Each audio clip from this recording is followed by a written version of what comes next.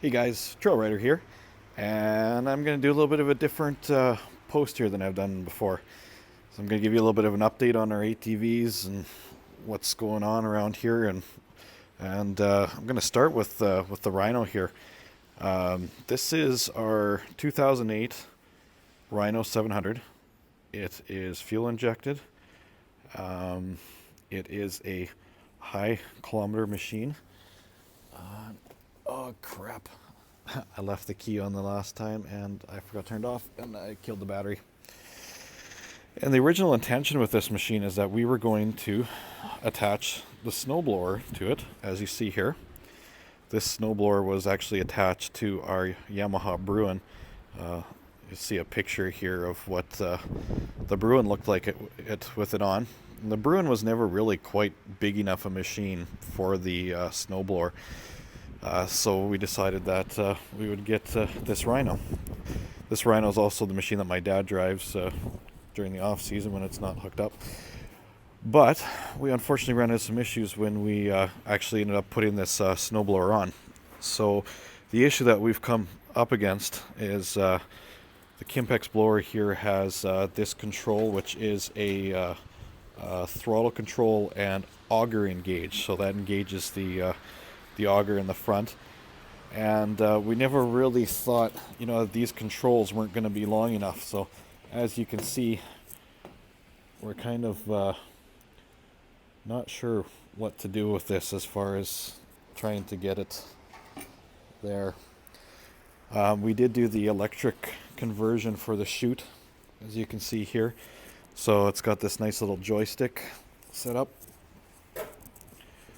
which allows you to operate the chute up, down, aim left, right, and stuff, and be able to do that all from the cockpit.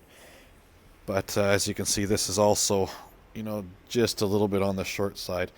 So somebody could probably extend that. But yeah, other than that, it's been a good machine. The high kilometers aren't really that big a deal for the machine. We have had to do some changes to the bearings, bushings, brakes, and stuff like that. Some other high kilometer issues, but not anything big. Here sits my 650 Outlander. This is the machine that mostly my son Noah rides. It has been sitting ever since the engine got rebuilt. Something that I never put into any of my videos was when we were at the Foxford 2015 rally, this machine actually broke down and wouldn't run, and it ended up that we twisted the crank on it and had to get it rebuilt. So we took it over to Dustin over at Dad's Cycle, and he rebuilt the bottom end on it, and she's all good to go again for this next season. You can see the Big Red sitting here beside. Big Red only got ridden once or twice this year. It's kind of a backup machine, kind of when we're going riding with somebody who doesn't have a machine. I'm usually willing to offer this one up to other people. It's in really nice condition. And then we got my Commander. So Commander was just out at DNR Motorsports in Warman, and I was getting the clutch cover fixed after the last Bruno run, where I ended up blowing a belt and actually taking out the clutch cover, and decided to have them put my doors on, which is pretty cool. It still catches a little bit on the plastic down there, but my Commander now has doors. So that'll be a whole new experience this year.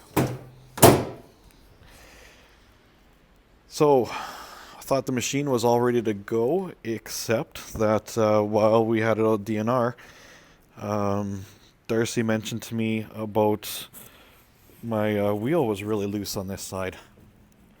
You can see it's got a lot of play in it, and that made me think right away about the tie rod end and the bushing. And I don't know how much this is going to come up in camera, but The steering rack here has a bushing that when it comes out, it actually gets all mushed up by the tie rod, and it's very difficult to find that bushing without having to buy a whole new rack. I certainly wasn't going to buy a whole new rack, and I found a place called Super Dave's in the States that actually does offer that bushing. So I bought that bushing. I'm just waiting for it to come again for the second time. I'll have to replace that. Once I've got that, then the machine will be all ready to go. And she's looking quite pretty. I can't believe I haven't gone for a winter ride yet. This is probably the first year that I've gone this long without doing a winter ride, and feeling very much like I need to get out and ride. As you can see here, we've got some melting. This is Saskatoon, Saskatchewan that I'm filming this in. Today I think it's +3, and so melting everywhere. We don't have a lot of snow even besides that. So riding probably isn't that great at this point, but everything will be frozen over and be lots of fun. Yeah, so I think that's about it. I don't have anything else to update you guys on. If anybody's interested in the Rhino, they can contact me either here or through Facebook. Just search up Sask Trail Riders group, and I can give them more details. Thanks for watching.